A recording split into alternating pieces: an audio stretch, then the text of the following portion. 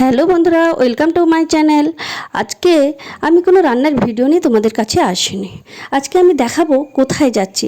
হ্যাঁ, এখন 6টা বাজে। আমি ভোর ভোর উঠে স্নান সেরে আমি বেরিয়ে পড়লাম গাড়ি নিয়ে।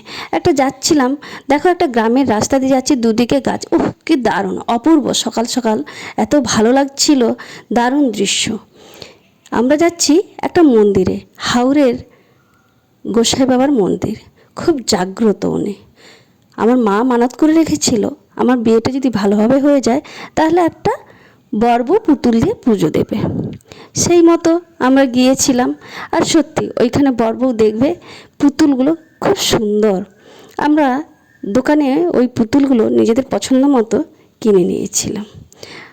কিনে নিয়ে, আর ওর একটা ঐতিহ্য আছে জানো তো, পুতুলগুলো ওই বিয়ের মানত থাকলে পুতুল দেয়, আর যদি কারোর বাচ্চার মানত থাকে সেটাও বাচ্চা পুতুল দিয়ে আসে।